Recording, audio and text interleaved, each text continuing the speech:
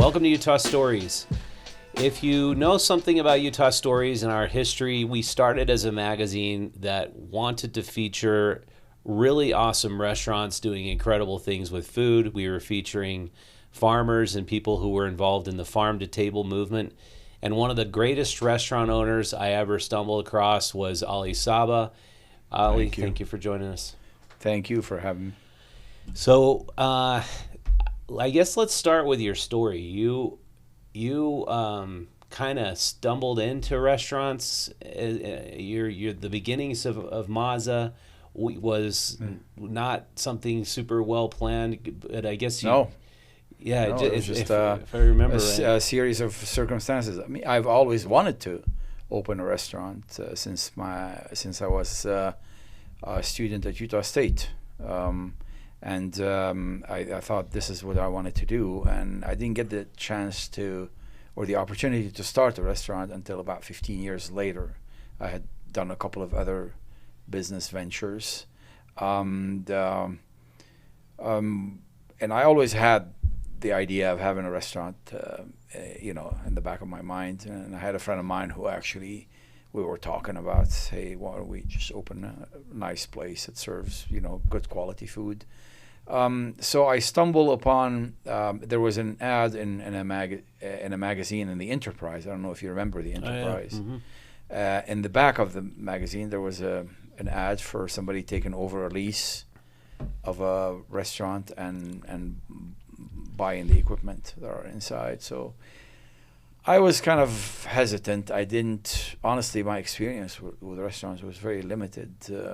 I had done some washing dishes and flipping hamburgers, but I never really got the chance to actually get into a professional kitchen and get my training.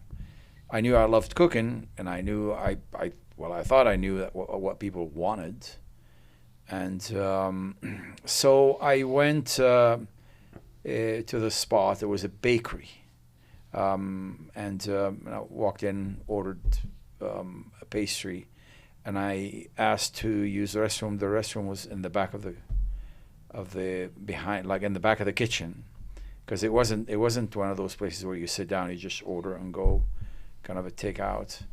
I wanted to see what they have in equipment, so I actually ended up looking and finding that I had, they had the basic stuff, the hood, the walk-in cooler, the dishwashing sink, a couple of pieces of equipment under the hood. What was it? Was just a bakery? It was supposedly an English bakery.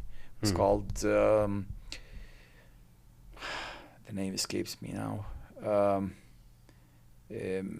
Anyway, it was run by a woman who just got tired, wanted to move out of Utah, and she had some circumstances, and so we ended up talking about it, and we agreed to a payment, because I didn't have a lot of money. I didn't want to basically be giving her all the money up front, so we agreed on a payment system for over a year and a half. Monthly payment, and I took over, did some remodeling in the front. The front looked pretty sad, so we did the flooring and all that, and I opened after, literally within a month or two, I was open. Where was that first location? That was the first location. Yeah, Wait, was on 15th. Yeah. Oh, the one you're at now. Yeah. Wow. The very one that was 26 years ago. 26 years ago, actually. Wow. March 6th of 2000. So it was 26 years and 2 weeks. So. Wow. Well, congratulations. Yeah. Oh, thank you. I think in the restaurant business, as I've learned talking to so many restaurant owners, is incredibly difficult. I think a lot of people don't quite comprehend how difficult, especially attaining consistency. Yeah, I think I just talked to a restaurant owner who buys actually restaurants that are struggling, and he said this most recent restaurant he bought, I won't say the name right now, but he says every cook has his own way of doing the same dish, and they take pride in putting their own little flair, and the restaurant was struggling, and it was Because nearly lack of consistency. yeah, because but you go into Mazza and you guys are always consistently awesome, and that's why Well, thank we've you. dined there for years. We're fortunate in that our staff's been working with us for years, years and years. Actually, one of my employees started the second month I opened, and he still shows up to work every day. I mean, whenever, like, he works 5 days a week, and he, the way my system works is basically we have a recipe, and we hand over that recipe to one person, and we train them well how to do it, and we watch how they're doing it, so there won't be any straying from the recipe. And then we could train other people also in case that person cannot make that particular recipe, but they are trained by me and by that other person. So there's actually like a very, very sort of a consistent message as to what the recipe looks like. And one of the things I like to do is not only just give them the recipe, say you put a teaspoon of this and a tablespoon of that, but I explain to them why we do this, why we add that particular spice at this particular stage of the cooking, why when we cook it at a high temperature or medium or low, and for how long, and what are we looking for. So they get the essence of what we're trying to do, and it works. And I'm lucky that most of my employees, or all of them actually, have worked for me for years, so I don't have to train new people all the time, Yeah. But you know what? I'm always going back and revising certain things, and tasting and say, hey, you know what? Maybe we should just tweak it a little bit, And so, it's fun. That's not the hard part. The hard part of the business is the constant tasks, like list of tasks you have to do. Even when other things are coming at you, your day is already full of things, And like before I came here, I they send me a list, say, oh, we need that stuff. So I had to run and hope, that I won't be very late, and then, drop it off at Mazza, and drove here behind one guy with a trailer of dirt that was driving very slow, cursing. So yeah, it's well, it seems like most of the restaurant owners I'm speaking to these days are having trouble with staffing. I want to get to that a little bit later, but before we do, I've had on a lot of immigrants. I've featured a lot of immigrants in the restaurant business who've done really well, and I'm always interested in their background, their history, and story.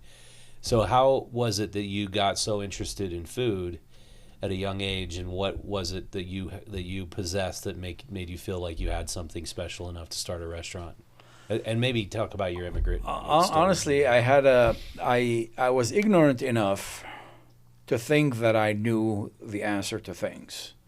It's a learning curve. And when I first started, I had lucky for me, I had a very short menu, so I got the chance to work on it. But it was a process, of, a learning process. You don't, if you go into a business and say, this is what I'm gonna cook and this is how I'm gonna cook it, and I'm not gonna change ever because that's the best recipe ever. That is, no pun intended, a recipe for disaster. You actually, after a while, people, what you think is great, people are gonna think, it's not that great. Other people can do it better. And we always actually, and that's one of the things that we always are aware of, are people getting tired of this or that.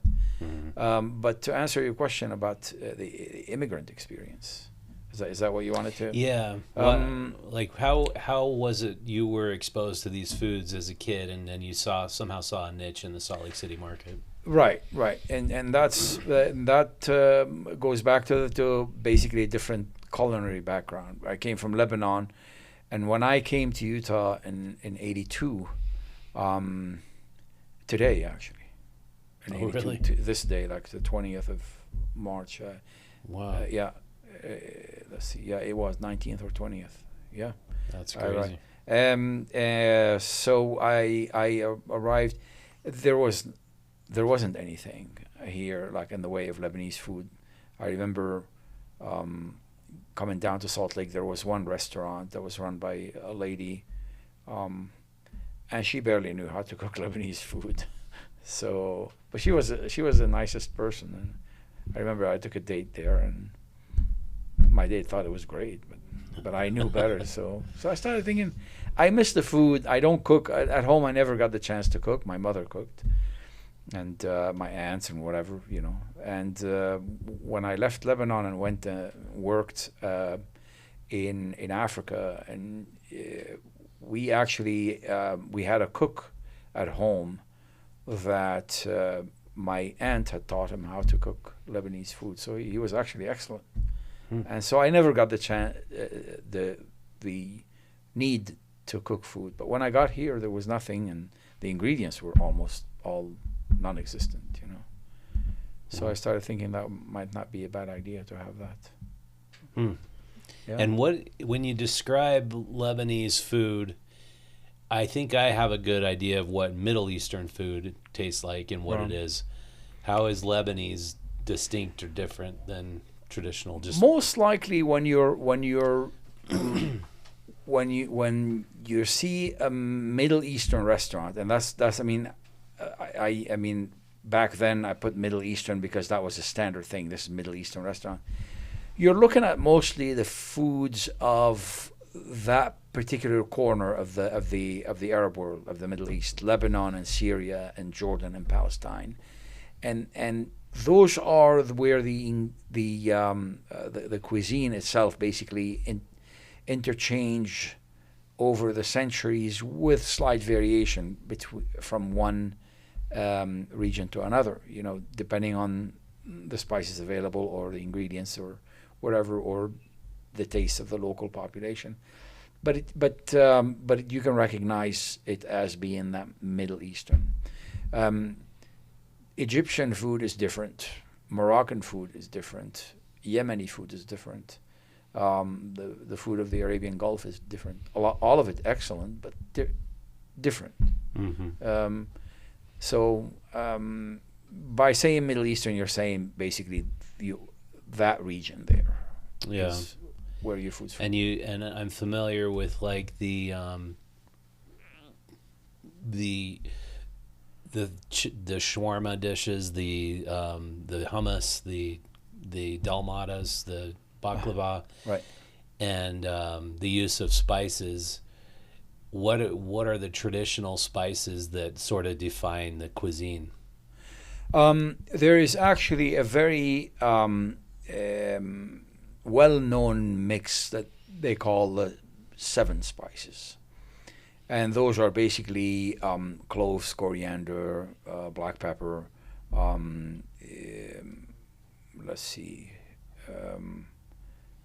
cardamom, although cardamom sometimes is not the cumin, cinnamon, and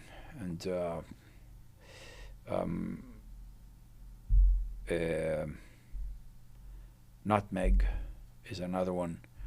Am I missing anything? So it is this 7 spice mix that people always mix, and they use in a lot of the cuisine. But nowadays, you know, cuisine evolves. It's never like, you know, the same constantly. Otherwise, you would have basically cuisine from the Middle Ages. You know, Yeah. so.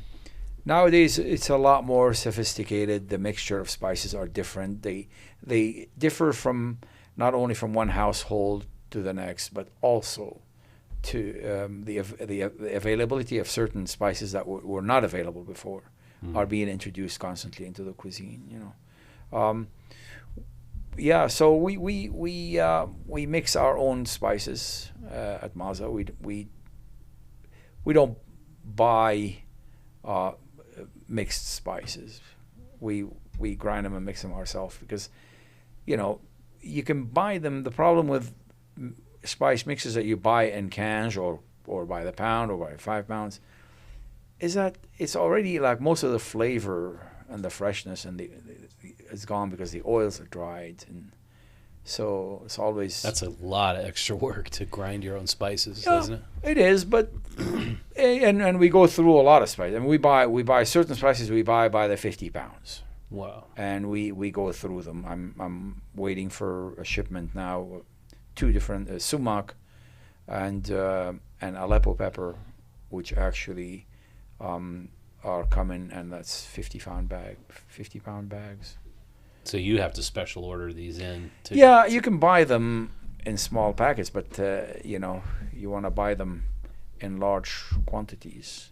And whatever you can buy whole, you buy whole. In the case of sumac and Aleppo pepper, obviously you can't. We've managed to order some work with some farmers who actually would grow some Aleppo pepper for us. But dried Aleppo peppers and fresh Aleppo peppers are 2 different things. Things like allspice, for example, we get them all, you know, whole, or nutmeg, or cardamom, coriander. Cinnamon we buy in ground because it's a pain to really grind it fine. Yeah. And because we go through them constantly, we buy from a source that actually has them fresh. And that's cool. Yeah, what do you notice, I think, is that back to the immigrant restaurants is usually an immigrant comes and finds something missing in our cuisine here. That's usually what I've heard. And if you see that that's a niche you can fill, I think that's obviously. The Greeks did that a lot, the Italians. Mm-hmm. You know, and after that, the Lebanese, the Ethiopians. There's a great Chinese. Ethiopian restaurant now. Yeah, it's 2 of them. I haven't tried the other one, but there used to be another one that closed. But I like the one that's Mahideh. That's on 15th, 14 something South and State. That's the one. Yeah, that's the one I've seen. It's very good. It's supposed to, I still haven't been there, but I keep hearing. You should go. Yeah, you should go. Yeah, they do a good job. And so, as far as your story goes, I know you were churning along, then you opened the ninth location. Can you go through that story? And that again, I found that location became available, so I took it over, and did some remodeling and opened, and it was a success. Although it was just like suddenly a lot more work, you know. Having one restaurant is hard. Having 2 restaurants is like triple or quadruple the amount of work. Again, fortunately, I have a great staff, and they, you know, they help me run the places. We had a good run with Ninth and Ninth, about 13 years. When COVID hit, we had to close it. I really wanted to stay there, but the place needed a lot of remodeling, and so I was trying to buy the building, and the old landlord basically kept sort of waffling back and forth, and then he turned around. Well, I mean, there were several stages, but it ended up actually bought by a group of investors. And I tried to basically get in as a partner, you know, in control of my space, my corner, but it didn't work. And then they presented me with a lease agreement that I just couldn't afford. So the plan was to close it at the end of 2021. But then when COVID hit in March of 2020, I closed it and never reopened it. Obviously, we kept making the payment on the lease, but we couldn't reopen it. So yeah, it's unfortunate that area, the Ninth, became such a hot area. Everybody wanted to go there because you were there. Coffee Garden was there. Yeah. Cahoots. The Tower Theater used to be really neat. and then that's what attracts investors. Right, right. And then they yeah. come in and they buy it up. They want to get more rent. Yeah, and sadly, you're starting to see chain restaurants creeping in. Yeah, is it And- Nashville and- hot chicken still? Ugh. Something like that. Yeah, there are it's two. just- They actually the first chicken place, I guess, didn't do well, so they opened another chicken place. It's like hot chicken. Which Okay, is I the guess definition everybody. of insanity. Isn't Yeah, it? everybody loves hot chicken. I guess it's everywhere you yeah, look. It's just yeah. they're all the rage, but Yeah. it's unfortunate. Yeah. I'd so much rather have you there. Oh, thank you. Or And- or other people who like I think that there are so many excellent restaurateurs who are chefs and they could fill that whole space with great ideas, local. But the money is not there. The money is. And that's a new trend I see in the restaurant business. Is a lot of investors are like the guy you were telling me about. They buy not necessarily struggling restaurants, but they buy a good formula, and then they basically turn around and water it down. Mm-hmm. And you go after the ownership change, and you think not the same. Mm-hmm. And so, and that's a sad and unfortunate thing. Well, what I see happening in the restaurant business is that the middle class restaurants who were, appealing to people who are middle class, upper middle class, they all seem to be kind of struggling right now. The ones that are appealing to the super wealthy are doing great. doing amazingly well. Right, yeah. In fact, we talked to the owner of Acre on Main Street yesterday. He just bought Log Haven. Yeah, The same guy. We're going to be writing about him. Oh, yeah. But Acre is doing incredibly well on Yeah. Main Street, and you walk in, it feels like you're in a different city. Right. Like he intentionally wanted like a Boston or New York restaurant, just feel like it was plopped into Yeah. Salt Lake City. And Yeah. but yeah, it's like if you get that super high echelon consumer in your restaurants these days, then obviously you're going to be doing well. Yeah. Our clientele is more like the middle class, people from the neighborhood and from outside the neighborhood who actually are, small families, have, more sophisticated palate, more well traveled, and those were our and still are our clientele. There was actually an article, as I had mentioned to you, in the Tribune, exactly saying that.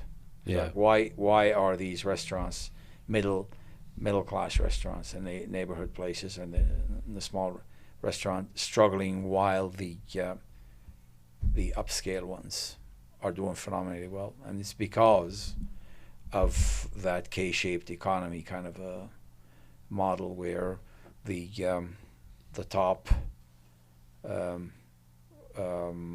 earners in the economy are shooting up and the bottom ones. Although I think it's also people are pulling back on spending because there is a lot of uncertainty out there. You just you can't put your finger on it, but you can feel it. Yeah. I don't know. Well, it's like with the Middle East right now. You just don't know what's going to be the result of this conflict. Well, is it going to be gas prices shoot up to $200 a barrel, and Yeah. we're paying $8 a gallon, or is it going to settle down? Or Yeah. no I mean, idea. there are some long-term consequences to this little excursion, Yeah. as it was and called. I think it was. That Strait of Hormuz being all clogged up right now. I could imagine that they must have seen that was going to happen. Like, how would you not foresee that was going to be a problem? I'm not going to make any political I guess commentary we because won't go there. no, but there are some long-term consequences to this, and obviously being from Lebanon and watching my country being bombed. You're getting and missiles you just lobbed in there. get a very sinister feeling about this thing. It's like, we all saw what happened to Gaza, and I tell you, it's not. These are not good times. Yeah. My family actually had to. We're from the south. Our city is about 20 miles from the border, and it's empty now. My Really? mother, who was 90 years old, had to go stay with my sister up in the mountains, and my brother rented a house next to them, and the rest of the family, I guess we're the lucky ones. My family, my aunts, uncles, cousins, they either have places in Beirut or north or whatever, or they can afford to rent a place. But there are a lot of people, we're talking hundreds of thousands of people on the street, living right on the street. Jeez. Yeah. Because they've been bombed out, or their fear of getting No, they bombed? actually, the IDF told them they need to empty the area all the way to the Litani River, which is a good 30 miles, 35 miles north. And Lebanon is very small, It's the size of Connecticut, so 35 miles, that's already a quarter of the country right there, So. Wow. Yeah. Yeah, so your brother never immigrated. You came. He What's came. the- He actually studied at Utah State and went back, and he actually has a house in Michigan, and his children, graduated and work here. One of them is actually, I call her my favorite niece. She's a journalist, and she studied. I saw her graduation at Northwestern. Actually, I happened to be in Chicago for the James Beard. It was that graduation ceremony was in the morning, and the awards were in the evening. So it was a stroke of luck. That's cool. an aside thing. But yeah, his children are living here and working. And he has a house. He was working with the UNIFIL, the United Nations forces, international forces in Lebanon, but as a liaison between them and the local authorities. Your brother was? My brother. Wow. But now that particular mission is basically terminated. They're going to shut down within a few months, I think, and he's getting ready to retire, so he's probably going to be here. Coming back. Yeah. Because he has citizenship too? He has actually a permanent residency, and so he wants to spend time here. Yeah, I can imagine that would be pretty scary because you just don't know how extensive the attack is going to be over there. Because well, it's already very extensive. I mean, there are all of the villages in the south of Lebanon within a certain perimeter have been actually bombed, including places where there were no activities for Hezbollah or anybody. They just decided, hey. Wow. Yeah. Yeah, it's really the fog of war. You're trying to figure out what is actually going on. Where can you get the truth? Where can you find out what's really happening? And you don't. It's one of these things you don't know who to trust. And yeah, I mean it's always been like that. Yeah. Actually, the fact that now there are so many sources that you can probably get the news from, you're going to have to exercise your own judgment. Mm-hmm. So. Well, I guess back to your to story. happy That was a big digression, but so you can basically cut that out of the whole thing. I think people are interested in it because if you know somebody personally who knows what's actually going on, then you know what the truth is. Yeah. Like, I'm sure your brother is a great source because he knows what's going on. Well, no, I mean, I talked to him. He said, "Man, we don't know. Nobody knows." He said, "We don't know how it's going to end, but he thinks it's not going to end well for Lebanon." Huh. So we'll see. Well, Yeah, I was just talking to him a couple of days ago. I said, "What do you think? What are they saying?" He said, "People say a lot of things. I don't believe them anymore, because everybody's got his own, way of analyzing things."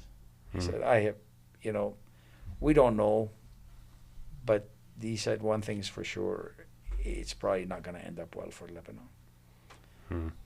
I don't know what that means, but we'll see. Yeah. Well.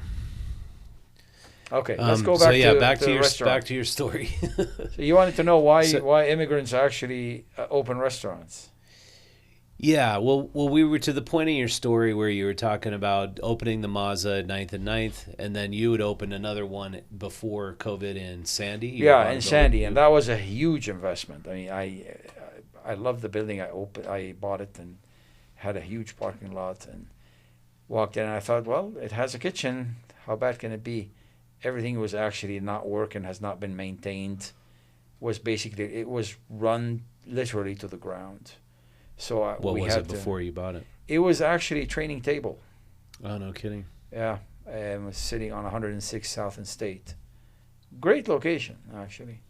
And so we had to basically go in and got it out, everything down to the shell, and started all over, all of the mechanicals, the hoods, the HVAC, the electrical. Even the plumbing was problematic. We had to work on that. Landscaping, building, rebuilding, interior bathrooms, everything. Literally everything. Wow. Huh. Yeah, and it took us a couple of years to get it done. And 6 months after we opened, COVID hit. So we had to shut it down. We tried to reopen it, and we kept sort of like trying for a year or more. And then I decided, you know what, it's not worth it. So I leased it, and then ultimately I had to pay off parts of the loan. So I ended up selling it to the same people that leased it from me, and got out of there. So, you know, sometimes you win, sometimes you lose, right? Yeah. So.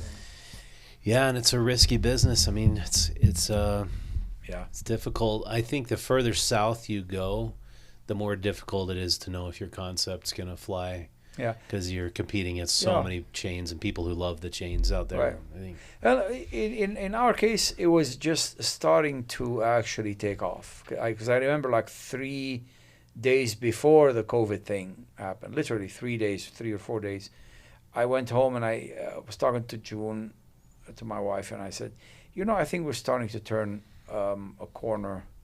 I'm starting to see the restaurant getting busy on weekdays, because that's when you know that you're going to be working. If you rely on weekends alone, it's just not going to work. So we were busy on weekends, but on weekdays we were starting to get busy. And the place was huge. It had 140 seats inside. So, wow. And then 3 days later, we had to shut it down. Jeez. And it was actually on my birthday. Wow. On the 18th of March. And you know what happened on the 18th of March of that year? Was that the hurricane? The earthquake. The earthquake. Yeah. I opened my eyes. I remember it was like 7 o'clock in the morning. I thought, man, look at the mess we're in, and I'm just turning 60 now. How much worse can it get? And if it was as if on cue, you know, the house started shaking. Yeah, that was a crazy day, man. It was. I took my bike out and went and got pictures of everything. Yeah. Because you just couldn't believe it. Uprooted trees, 200-year-old yeah, and trees. then that house on, was it 6 East and 21st South, the Sears house? Beautiful, beautiful mansion that just crumbled, and they had to tear it down. I didn't know about that. Yeah, it's just such a beautiful place. I've always passed by it and loved it. But I guess structurally it wasn't. Anyway. So you invested all that money into a new venture, and you basically fixed up the building.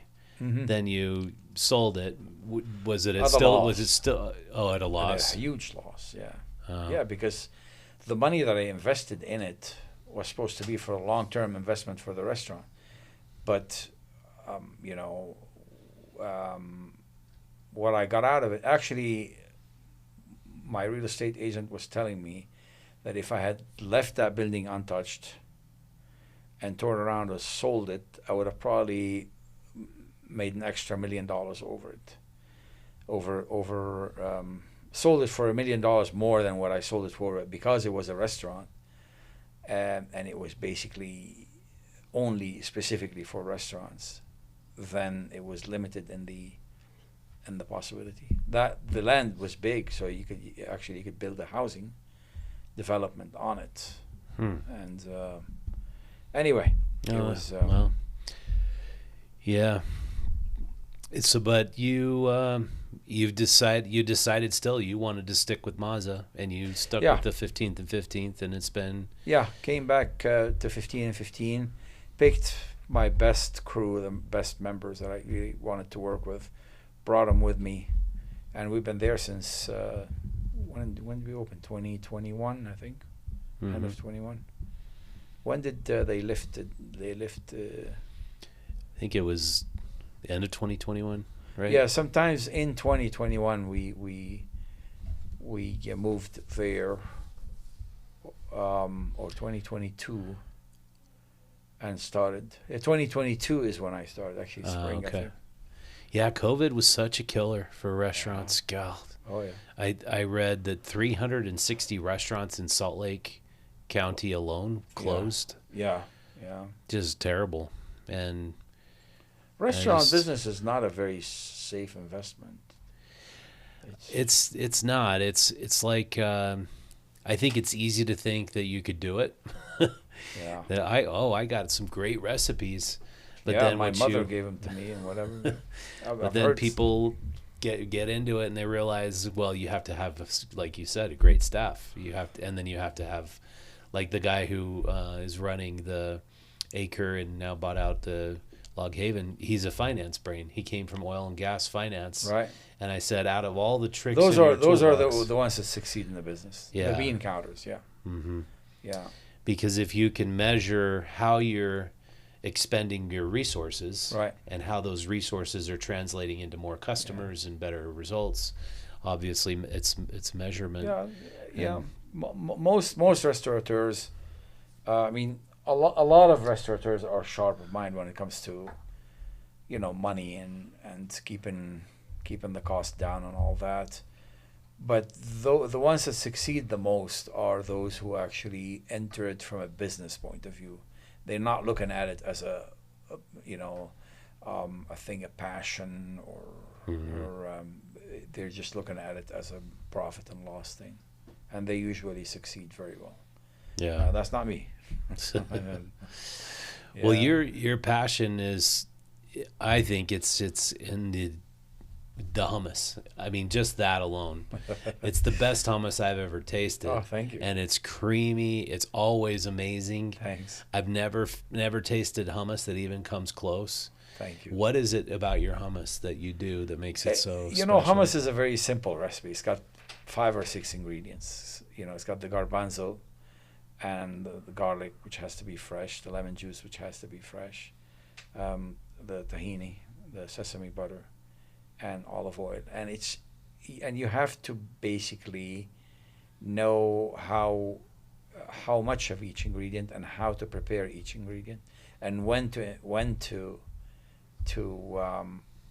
get things like blended.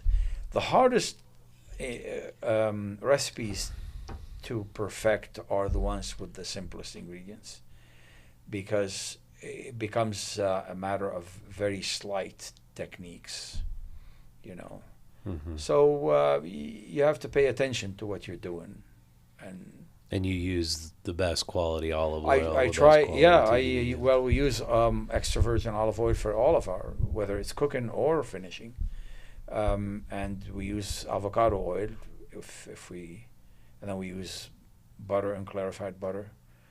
We've stopped using seed oil long time ago. The only oil for my fryer I use, actually, I found this great product, which is non-GMO organic expeller pressed canola oil that we use for our deep fat fryer. And the reason why canola works is because it doesn't, chemically, it doesn't change over long-term use. You can't throw avocado oil in the fryer or olive oil. You can do peanut oil, but that's, there's the issue of allergies. Or you can use, canola oil. And the canola oil we use costs us about 3 times as much as the regular canola fryer oil. They ship them to us. But they're not genetically modified. They're genetically selected, which is very different, and they're organic. And the way they separate the oil from the actual the rest of the part is not by throwing hexane. You know what hexane is? That's that product, chemical product that comes from the oil, the petroleum product that separates oil from the solids. So what they do is they run it through expeller pressed, so it actually pushes the oil out of there without using any chemicals. It's a very expensive process. So you end up paying actually 3 times as much for. It costs us about $100 for the. Wow! And so that you get a crisper French fry, or you get cleaner, very cleaner, very much cleaner tasting fryer. But the other thing is that it's healthier. It is not. You're not putting petroleum products in your body. You're not using genetically modified seed. You're actually giving the people a healthy product. I don't think anybody knew when they were eating French fries they were putting petroleum products in their. They put it in everything. That's crazy. In olive oil, even when you see, for example, olive oil that they call pure, and I used to buy pure olive oil, and it is pure, but the way it is not the first press or the second press, that's the third press. And it's not a press. In order to extract whatever is left of the oil from whatever, after they run it through the mill and all that, is they actually introduce the chemical that separates the oil from the solids. And they do that for olive oil. They do that for a lot of oils. And that chemical is a petroleum product? It's hexane, yeah. Wow, I never knew about that. So that's why we only use extra virgin olive oil, which is basically pressed and cold press, what they call a cold press. They're not running it through hot water. The second press is usually through hot water, where they run it because they. So extra virgin, what does that actually mean? First press. The first press. And it's supposed to be a cold press. Okay. Yeah. As opposed to not virgin, which is they're going to use chemicals to extract it. Yeah, and my brother in Lebanon has a very small olive orchard, about a dozen trees, which he picks himself every year. And then I had the chance to go one time. I was in Lebanon for the oil press, and I went to the common press for the town, and they run somebody's, you bring your olives and then they run them for you, and then they give you the thing, and then he waited for his turn and they ran his, and that's what he consumes, throughout the year. He gets about 6 or 7 of these big containers, and he gives some to the family and he consumes the rest with his family. Cool. So, and I had a chance to go with my friend Stephen from Liberty Heights Fresh. I don't know if you know. Yeah. We took a trip to Tunisia, where this gentleman who owns these olive groves, and he took us to the press and showed us a stone that was like over 150 years old. They were basically pressing the olives. That's so cool. Yeah. I love those old world traditional methods for how they produce wine and olive oil and wheat. Yeah. And there's something special about Middle Eastern cuisine. A human hand, doing the things rather than, yeah, absolutely. Yeah, there was something I recently heard about wine, olive oil, and bread. How I think those are the most ancient processed foods that require human processing, but they've all been done for a few thousand years, and they never had artificial ingredients, of course. But now, most of the time when we eat any of those products, we end up getting artificial ingredients, and they're not as pure. Yeah, industrialization. Yeah. Yeah. Sad. Well, that's cool that you're sticking to the purity of how it should be, and making sure your ingredients are great. Yeah. I think that's. I mean, you always, if you have a choice, and the choice is not gonna be impossible for you to take, make the good choice, make the good decision, and you stay true to the cuisine, especially our cuisine. I mean, it's based upon, when they talk about the Mediterranean diet, they're not talking about a Mediterranean diet that's industrial production Mediterranean diet. Like you go to the supermarket and they have these, I don't know, spanakopita or dolmades that are industrially produced, and I mean, you don't know what kind of oil there's in it or whatever. That's not the Mediterranean diet they're talking about. They're talking about using pure ingredients and getting the healthy stuff. Yeah. Well, my biggest problem has been, I noticed with bread that just my final point, and then I talk too much. I'm sorry. We can time out for a sec. What is it? I need car keys. I need to go. Oh, you do. Oh, really? Okay. Can you catch? I don't know. Oh, I can't. I'm so sorry. No, it's okay.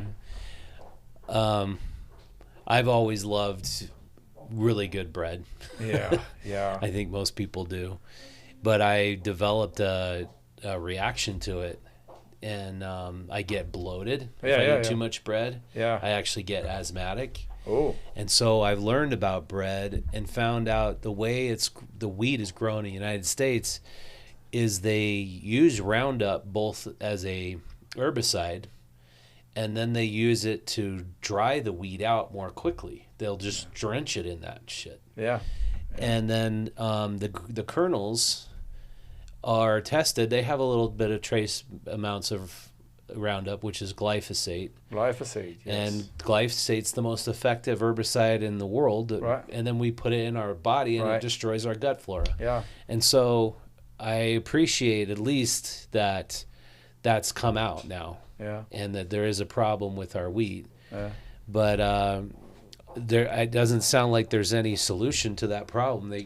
The wheat growers in the United States have gotten used to using glyphosate and Roundup Ready wheat. Right. So the wheat's and not only that, it spreads to actually other crops. Mm-hmm. So when they're spraying, you're not spraying only the wheat; you're spraying other crops too with it. And it destroys the soil too. Destroy the soil. Yeah, we actually, who was it that said we're the only species that actually poison its food, so other animals or other creatures don't eat it, but then we ended up eating it. Yeah. And when my friend Stephen, and I hope he's not gonna get mad at me talking about him that much, but he's a very dear friend, and he actually has that issue too. Really? With the he said, it's a few years back, and he loves bread.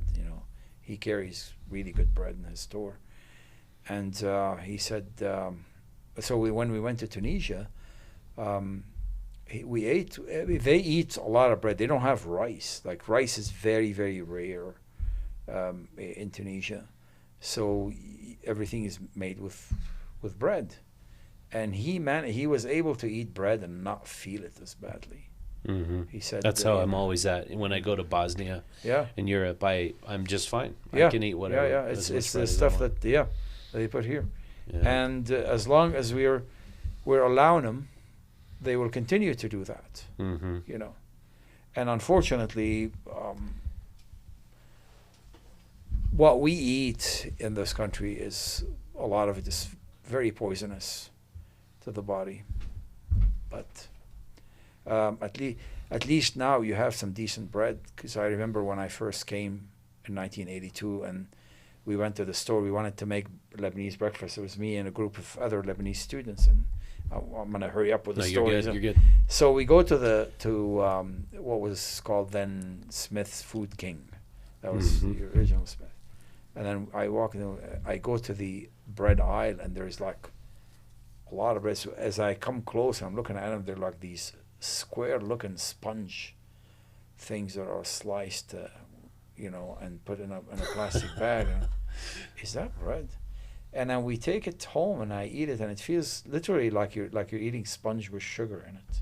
Mm-hmm. I was very disappointed because bread, like you get that thing, like when you taste the good bread and the yeast and the good wheat, it gives you a satisfaction that you're not going to find in any of these ingredients, Yeah, and luckily that kind of American sliced white bread has seemed to kind of gone out of style. I think sourdough bread has become a lot more popular. Right, and we're becoming a lot more aware of what good food is. Absolutely, like you couldn't find. I remember one time I wanted to cook something for a friend, and one of the ingredients that I needed is cilantro, and we went all over town here in Salt Lake looking for cilantro. We couldn't find one single store that carries cilantro. Jeez. Yeah. So. Yeah. It's gotten better. Yeah. It's gotten better in terms of food quality, but it's still, the awareness of it still needs to grow, and I think people just have to stop. We don't buy American wheat anymore because of the glyphosate. I think it's it's a shame that we put up with that. Yeah, it's too bad. Yeah, but where do you buy good flour? Golda orders it on his website. She finds French flour or Italian flour. Italian flour is good. French flour is good. And then we eat a lot of gluten-free stuff. She makes gluten-free cakes. Yeah. That are really good. Yeah. So, but thanks so much for coming on. Well, thank you. Thanks for having me. Sorry I kept rambling on. No, it was great. I think it's awesome. But it's so James Beard nominee. You're obviously done. I an call amazing myself job. a James Beard loser twice in a row. I know it's a great honor, and you're a great in a honor. distinct class of restaurants. Not making light of it, but I actually it was a great experience. We had a lot of fun in Chicago. We took the crew and we ate well and drank a lot and enjoyed ourselves. So. That's awesome. Yeah. And so now you, with Mazza's latest chapter, you're just revising the menu, bringing a few things back, and introducing a couple of things and bringing a couple of others back. And I feel like you have to have a lot of choices, and at the same time you have to really make sure, because every choice you introduce, you have to really introduce a whole production system for it and make sure it's done right. It's not that easy to just throw a bunch of recipe or a bunch of choices and try and make them all. But I have a capable crew, and they help me quite a bit. So what are your top 5 menu items right now? Okay, so if you're thinking, and this is a very hard question for me to answer, because, and my wife asked me, well, which one of your choices on the menu is not a good seller? And I tell her I don't have one. They're all kind of almost equally good sellers. I mean, I wish I had, it's not like I wish, but if I did have one that's a slow seller, I eliminate it. That way, more efficient, introduce something else.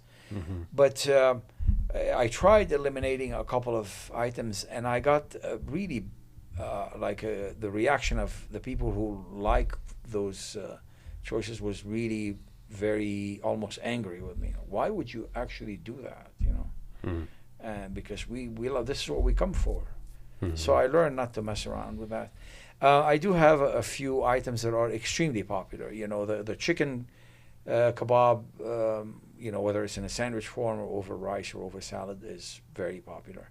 We go through a lot. The lamb kebab also. The all of the chicken and potatoes in the tamarind sauce. I said shawarma. That's not correct. Right? Sure, yeah. It is shawarma. Chicken shawarma sandwich? No, it's actually the regular chicken kebab sandwich. Okay. But the chicken shawarma sandwich is also That's quite what popular. Golda always gets. Yeah. And she likes absolutely loves it with your fries. Yeah. And we have people that come in just for that. But my dinner platter is the lamb is very popular. People love the lamb, so. Yeah.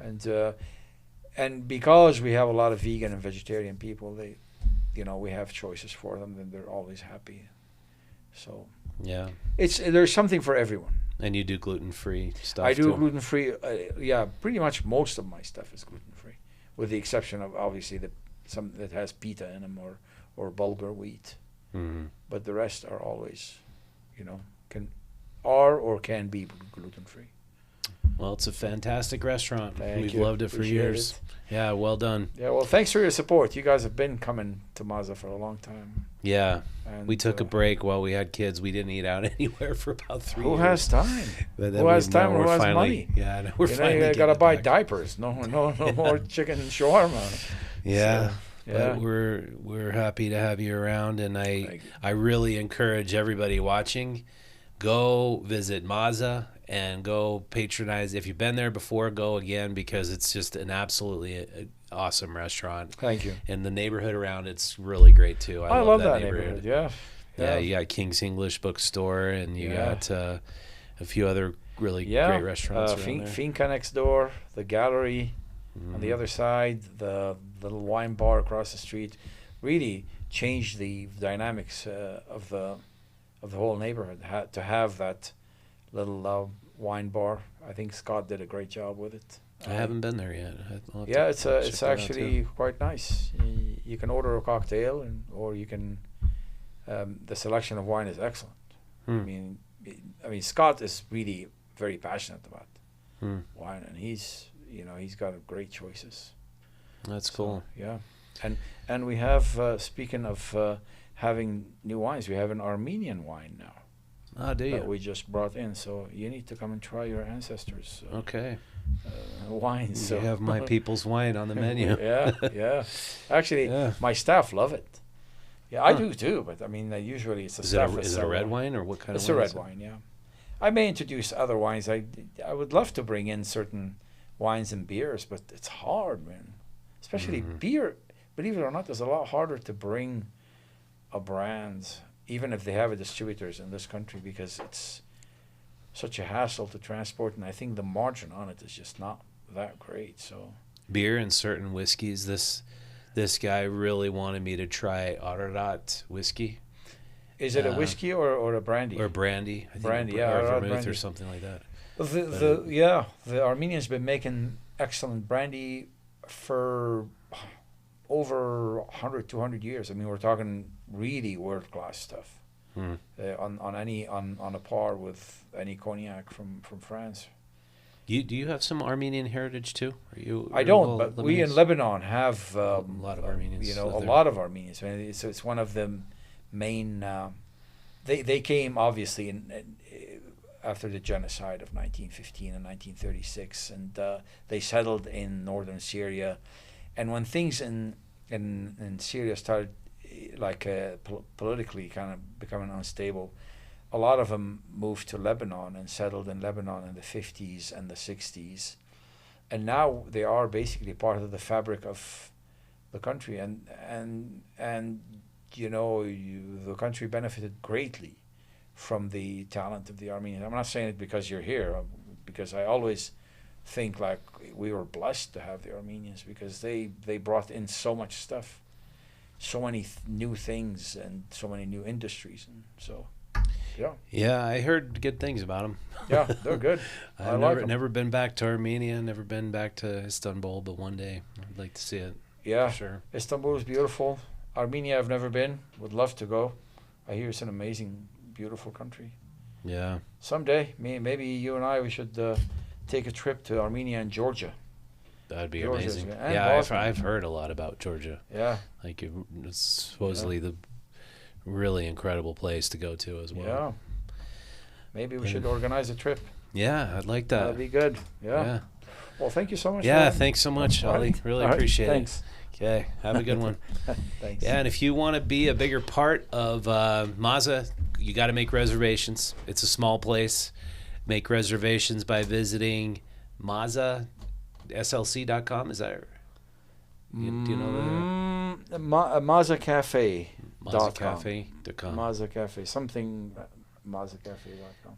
All right. And if you want to be a bigger part of Utah Stories, share this episode with your friends. That's the very best way we get it out. Leave a comment. Give it a like. Go out, visit utahstories.com. Subscribe to our magazine or Faces of Utah. We produce 2 magazines. One is every 6 months. One is every month. And this is about how to find the best of local Utah. And this is about how to understand how Utah has become the hottest economy in the United States, learn from a lot of the best entrepreneurs. We're hoping to write about Ali in our next issue. And go out and visit utahstories.com for more information on that. Thank you so much for watching. We'll see you next time.